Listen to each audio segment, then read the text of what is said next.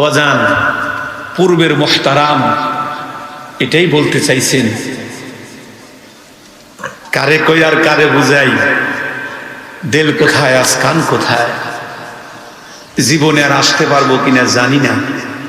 আমি যে মাহফিলে যাই আমি সেই মাহফিলটিকে জীবনের শেষ মাহফিল মনে করি।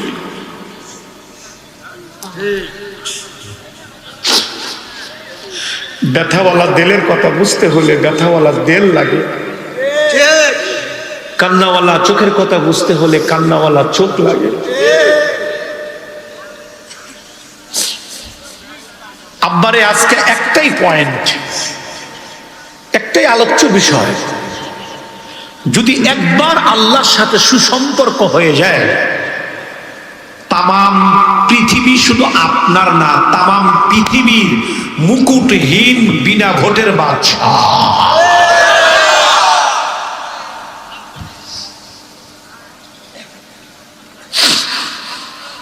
আল্লাহ তুমি আমার ওয়াজটাকে কবুল করো।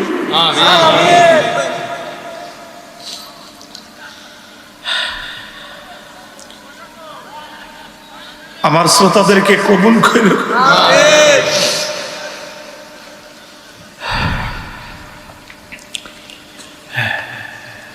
যদি কেউ আল্লাহর সাথে ভালোবাসা অর্জন করতে পারে, আল্লাহকে অভিভাবক বানাইতে পারে, শ্রন্দ তার কথা শোনে, সূর্যে তার কথা শোনে, বাতাসে তার কথা শোনে, পানিতে শোনে, মাছে শোনে, কোন কায়নাতের যত মাখলুক আছে তার গোলাম হয়।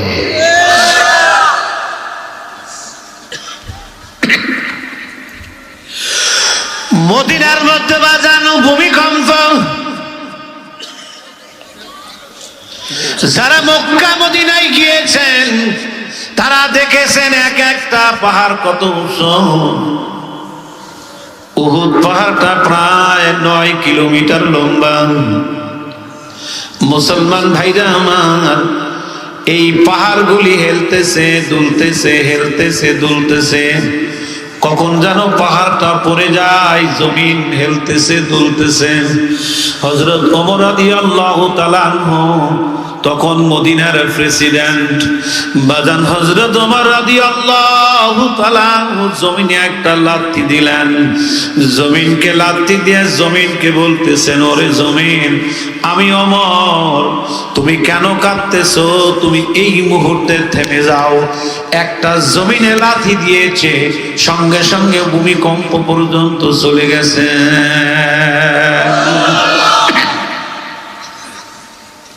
ভূমিকম্প তার কথা শোনো।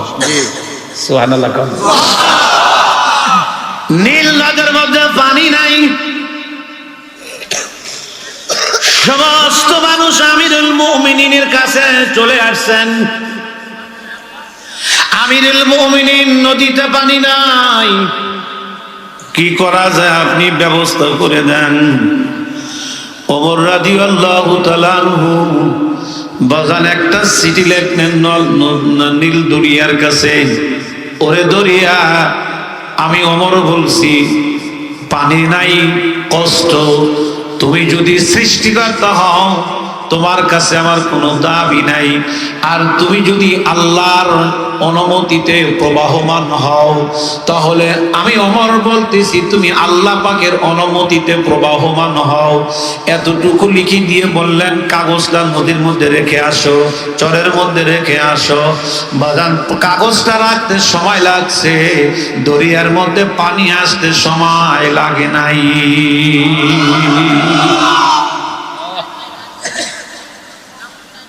বাজান, আমার কথা শুনতেছো? আব্বা বুঝতেছো? বুঝো, কারণ একবার যদি চোখ বন্ধ হইয়া যায় বোঝার কিন্তু তার সুযোগ নাই। এখন কোনো হাসি হবে না। আমার মাহফিলে আমি বেশি হাসি রহস্য পছন্দ করি না, হাসি আল্লাহ পছন্দ করেন। আল্লাহ দুইটা ইবাদত বেশি করার কথা বলছেন, জিকির আর বেশি কান্না। সুবহানাল্লাহ। আমি হাসি রস জানি না এমন না, এমন অত জানি যে লুঙ্গিটা খুলে নেওয়াও সম্ভব। আবার আল্লাহ যদি করায় এমনও হতে পারে গড়াগড়ি করে কামতেনও পারেন, এটা নফসানিয়া। যদি দিলের খায়ের সাথে আমি কোনো কথা বলে থাকি, এটার জবাব আল্লাহর কাছে দিতে হবে। এই রাস্তাটা কঠিন রাস্তা, এখানে ইখলাস অর্জন করা বড় কঠিন। আপনাদের চাইতে বেশি বড় আসামি আমি। আমার জন্য আপনারা বেশি করে দোয়া করেন, আল্লাহ যেন আগে আমাকে কবুল করেন। মুসলমান ভাইরা আমার, পাহাড়ের ভিতর থেকে অগ্নিগিরি আসতেছেন, ধা ধা করে মদিনার দিকে রওনা দিলেন। হযরত রাসূল করিম সাল্লাল্লাহু আলাইহি ওয়াসাল্লামের জামাতা হযরত আলী রাদিয়াল্লাহু তাআলা আনহু, উনি আগুনের দিকে হাত দিয়ে ইশারা দিয়ে বললেন, আগুন এদিকে আসা যাবে না, তুমি তোমার জায়গায় যাও। বলতে সময় লাগছে, আগুনের পাহাড়ে গিয়ে বন্ধ হইতে সময় লাগে নাই। কি বুঝলেন? আল্লাহর সাথে হইলে বাপ গুছে যাবে, ওই দিকে আমি যাব না। আমি সাহাবায়ে কেরাম পর্যন্ত যাইতে চাই না রে বাবা। আমি আপনাদেরকে বোঝানোর লক্ষ্যে আমি এই জামানার কথা বলতে চাই। আমি এমনও মানুষ এই চোখ দিয়ে দেখেছি, যাদের এক দেশ থেকে যাইতে আর এক দেশে কোনো বিমান লাগে না, 2 কদমের রাস্তা। এক কদম বাংলাদেশে, আর এক কদম হলো সৌদি আরবে। বাজান, এই মানুষগুলা গোপন পরিচয়হীন, কোনো জায়গায় পরিচয় তাদের নাই। বাজান, পরিচয় দেওয়াও তাদের নিষেধ। এমন মানুষ আল্লাহ আমাকে দেখাইছেন, কারো কারো জন্য মদিনা 5,500 কিলোমিটার দূর, আবার কারোর জন্য মদিনা চোখের সামনে। কারে কই আর কারে বুঝাই, দিল কোথায় আর কান কোথায়? কিছু কথা আছে কওয়াও যায় না, সবাও যায় না।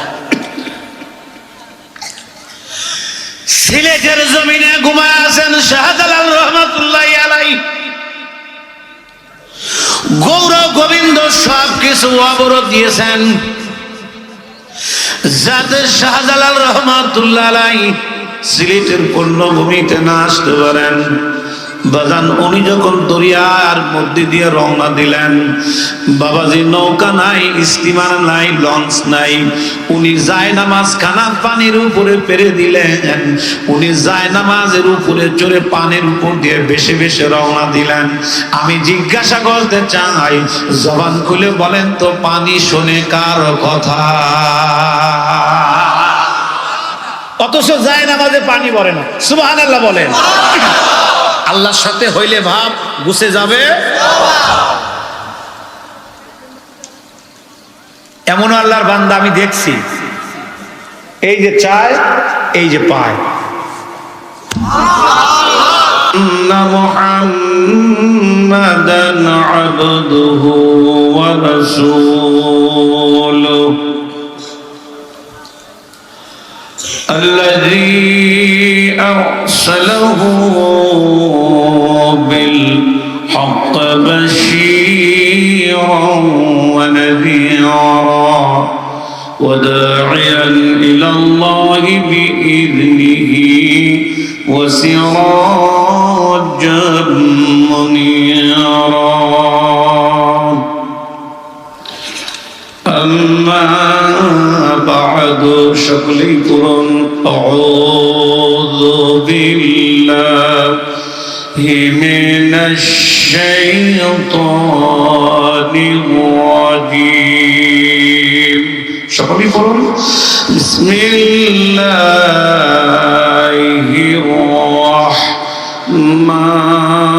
রাহমানির রাহিম। ألا إن أولياء الله لا خوف عليهم ولا هم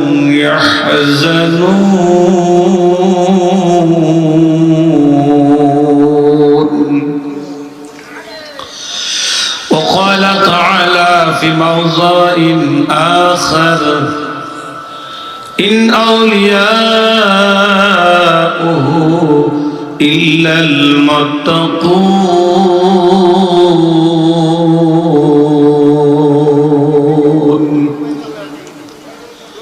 وقال رسول الله محمد صلى الله عليه وسلم ألا إن في الجسد مضغة إذا صلحت صلح الجسد كله وإذا فسدت فسد الجسد كله ألا وهي القلب. একটু জিকির লা ইলাহা ইল্লাল্লাহ।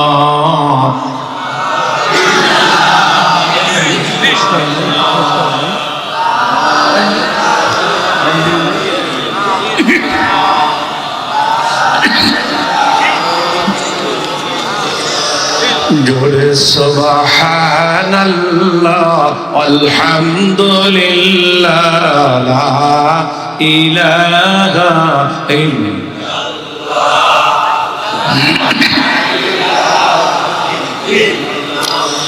আরেকটু জোরে মোহাব্বতে ইল্লাল্লাহ ইল্লাল্লাহ ইল্লাল্লাহ লা ইলাহা ইল্লাল্লাহ। জোরে বলুন নেই কোন মাবুদ আল্লাহ ছাড়া। বলুন নেই কোন বলুন নেই কোন মাশূক আল্লাহ ছাড়া। লা ইলাহা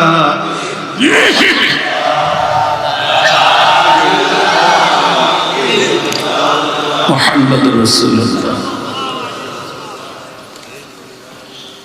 পশ্চিম মুগিরপাড়া খন্দকার বাড়ি আল জান্নাত জামে মসজিদের উদ্যোগে আয়োজিত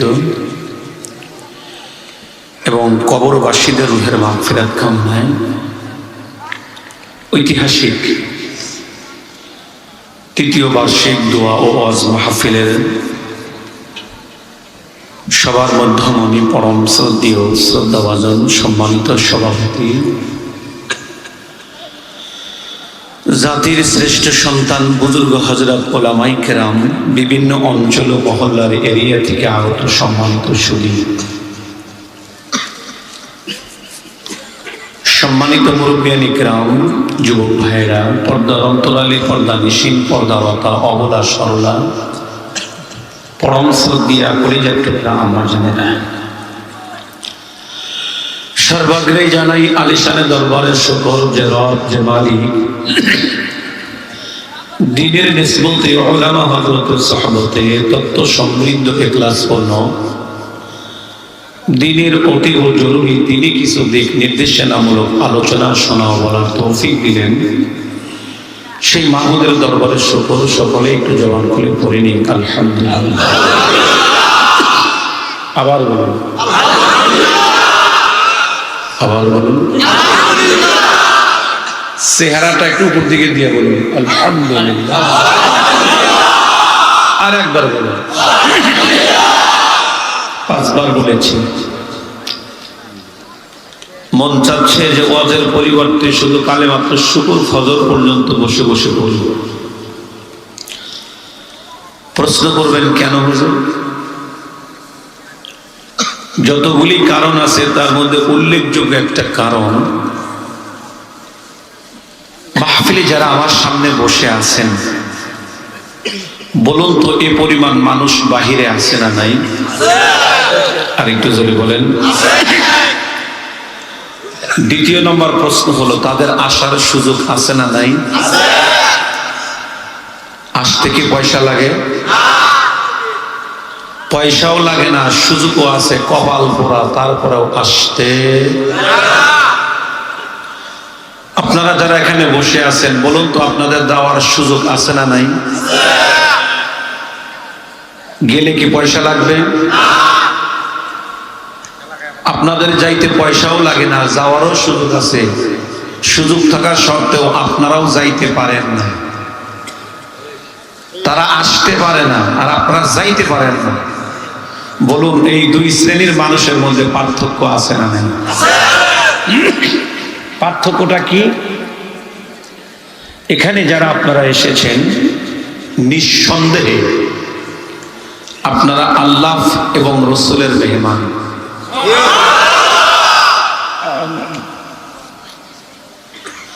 মেহমান যত দামি হয় তার আগমনের আয়োজন তত ভিআইপি হয়। অন্যান্য দিনের তুলনায় আদর আপ্যায়নটাও একটু ব্যতিক্রম হয়, যেহেতু আপনারা দামি মেহমান। প্রশ্ন করতে পারেন হুজুর তাহলে আমাদের মেহমানদারি কি দ্বারা হলো?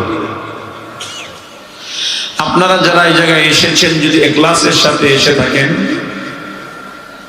প্রথম মেহমানদারি হলো জীবনের সব গুনাহ মাফ। জিজ্ঞাসা করতে চাই, বলুন আমাদের গুনাহ আছে না নাই?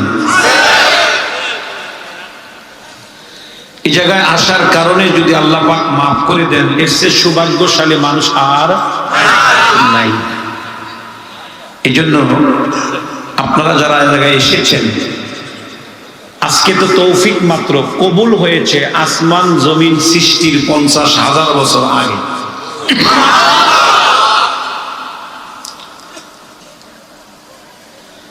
খোদা না খাস্তা যদি কেউ এখন মারা যান, আপনার কোনো হিসাব নাই, বিনা হিসাবে আপনি জান্নাত। বলুন এই জায়গাটার দাম আছে না নাই? তাহলে এই জায়গায় আসার কারণে আপনারা খুশি না বেজার? কে কে খুশি? একটা তাকবীর দেন, নারায়ে তাকবীর। একজন কন আর বাদ বাকিগুলো আল্লাহু আকবার বলবে।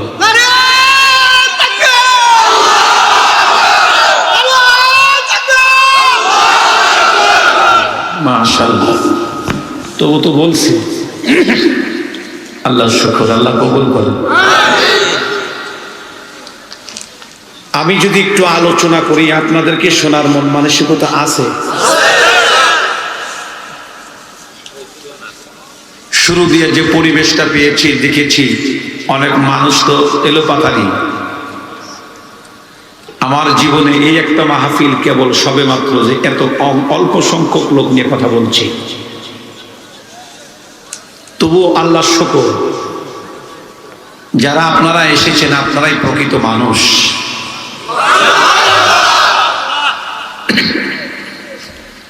কি বিষয়ে কথা বলবো দাদা? কথা বলার আগে আরেকটু শেয়ার করছি, আমি যে ভাষায় কথা বলছি আমার কথা বুঝতে কি কোনো সমস্যা? ক্লিয়ার শোনা যায়? আমি যে সাবজেক্ট নিয়ে কথা বলবো, যে বিষয় নিয়ে কথা বলবো, বিষয়টি উপস্থাপন করার আগে আপনাদের কাছে 3টা প্রতিশ্রুতি আমি চাবো, ওয়াদা। 1 নম্বর, যাহা বলবো গভীর মনোযোগ সহকারে শুনবেন। রাজি? 2 নম্বর, যে কথাগুলি বলবো গভীর মনোযোগ সহকারে বুঝবেন ইনশাআল্লাহ। একটু ব্যাস দিয়ে মোটা করো, কিন্তু বাড়ায় দিও। শুনবেন, বুঝবেন। 3 নম্বর, কি শুনলেন আর কি বুঝবেন, আজ থেকে যে কোনো ত্যাগের বিনিময়ে আমল করবেন। তাহলে মাহফিলটা সার্থক, আমাদেরও আসা যাওয়াটা সার্থক। প্রথমত এই 3টা শর্ত আমি কেন দিলাম, সহজে বুঝবার জন্য একটা উদাহরণ পেশ করছি। ধরে নিন বগিরপাড়া কোনো মানুষ ময়মনসিংহ শহরে গিয়ে পড়ে গিয়ে মাজায় ব্যথা পেয়েছে, চলে গেছে ডাক্তারের কাছে। বিস্তারিত শোনার পরে ডাক্তার স্পয়েলের একটা মলম লিখে দিয়ে বললেন, ভাই আপনি যেই স্থানে ব্যথা পেয়েছেন, আপনি এই মলমটি সেই স্থানে দিনে 3 বার লাগাবেন। ডাক্তার ওয়াজ করে দিল, রোগীও শুনলো, বাড়িতে আসলো। রোগী চিন্তা করলো, ডাক্তার যেহেতু ওয়াজ করেছে, সুস্থতার লক্ষ্যে মলমটি 3 দিন 3 বার লাগাতে হবে। এই মলমটি নিয়ে প্রতিদিন ময়মনসিংহ শহরে যায়। শহরে গিয়ে ওই স্থানে মলম লাগায় যে স্থানে তিনি পড়ে গেছে। লাগাইতে বলছি 3 দিন, জোরে কোন কয়দিন? মলম শেষ, ব্যথা একটু ভালো হয়নি। চলে আসছে ডাক্তার কাছে, ডাক্তারকে এসে বলতেছে শুনছি আপনি নাকি বড় ভালো ডাক্তার, ভিজিট দিলেন 1000, সারা তো দূরের কথা একটু কমেও নেই। ডাক্তার আশ্চর্য, এটা ভয় কি,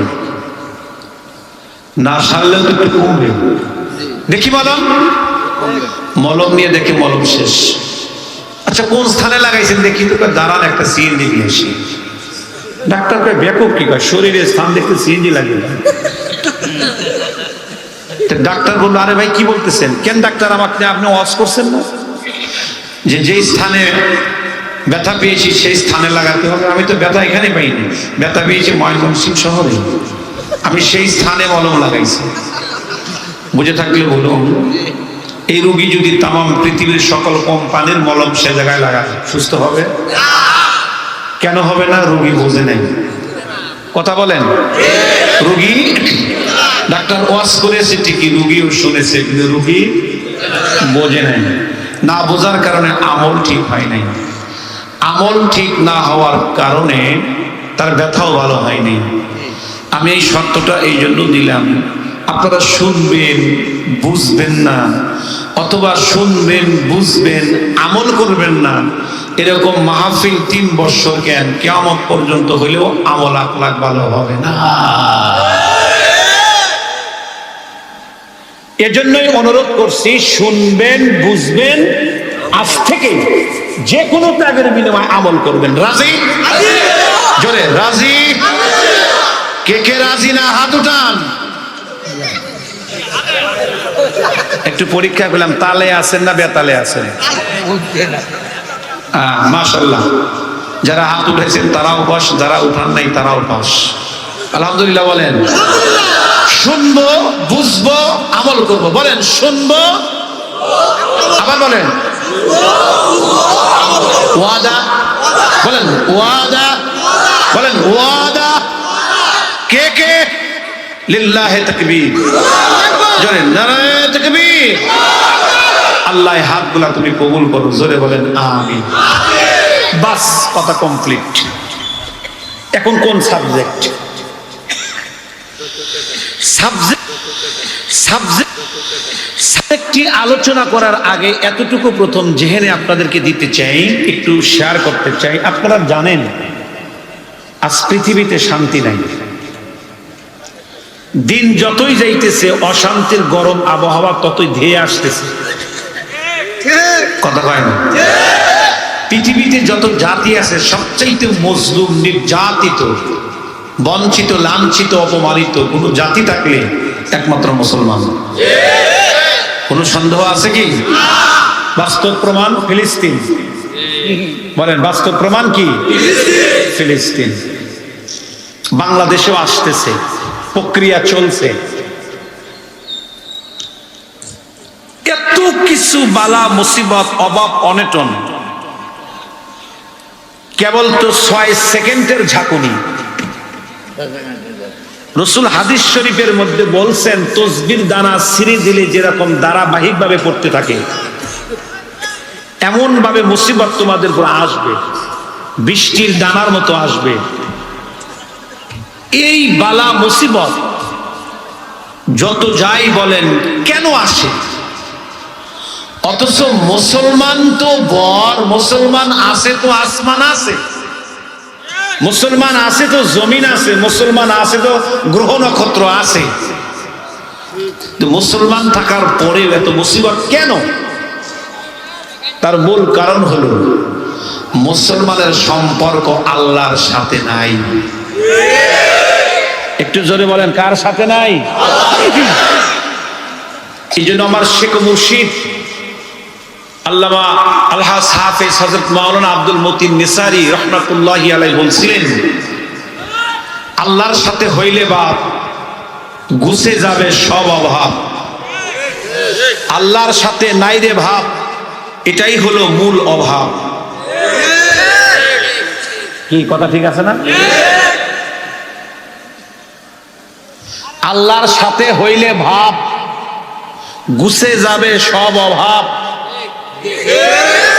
বাসাটা কি বুঝতে পারছেন? আল্লাহর সাথে হইলে ভাব ঘুষে যাবে, আল্লাহর সাথে নাইরে ভাব, এটাই হলো মূল অভাব, ভাবের অভাব। আল্লাহর সাথে যাদের ভাব আছে এদেরকে বলা হয় ওলি। ওলি যারা হয় আল্লাহর ওয়াদা আছে, তাদের ভয়ও নাই, চিন্তাও নাই, পেরেশানিও নাই। কোথায় নাই? শুধু দুনিয়াতে না, লাহুমুল বুশরা ফিল হায়াতিদ দুনিয়া ওয়া ফিল আখিরাহ। দুনিয়াতে, কবরে, আখিরাতে কোনো জায়গায় ভয় নাই। কাদের ভয় নাই? যারা আল্লাহর ওলি। বলেন কাদের ভয় নাই? যারা আল্লাহর। জিজ্ঞাসা করতে চাই, ওলি হওয়া দরকার আমাদের আছে না নাই? এটাই হলো আমার বিষয়। খুব সংক্ষিপ্ত ভাবে কথা বলবো। অনুরোধ করি বয়ানগুলা শুনবেন আর চোখের পানি টস টস করে ছাড়বেন। বেশি লম্বা বয়ান আমি করবো না, কষ্টও আপনাদেরকে দেব না, আমিও কষ্ট নেব না। দোয়া করেন যাতে আধা ঘন্টা 40 মিনিটের ভিতরেই আল্লাহ 10 ঘন্টা ওয়াজ করার তৌফিক দান করেন। অল্পতে বরকত দেওয়ার মালিক কে? আল্লাহ। ভাইজান, রব বলেন পৃথিবীর সব মানুষের ভয় আছে, এক শ্রেণীর মানুষের কোনো ভয় নাই। যাদের ভয় নাই, আমার ভাষায় আল্লাহ বলছেন, আমার ভাষায়, কোরআনের ভাষায়, তারা হলো আমার ওলি।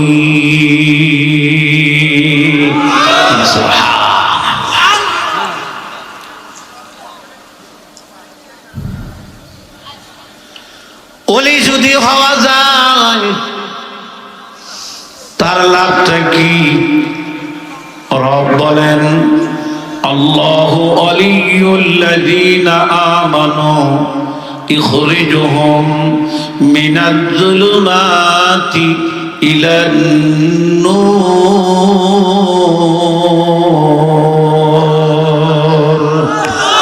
আরো জোরে বলেন আল্লাহু আকবার। আবার বলেন।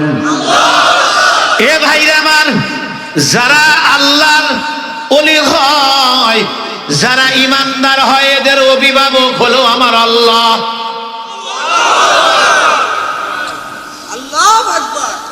এই নেত্রকোনাতেই আমার মাহফিল ছিল। এটা কোন জেলা?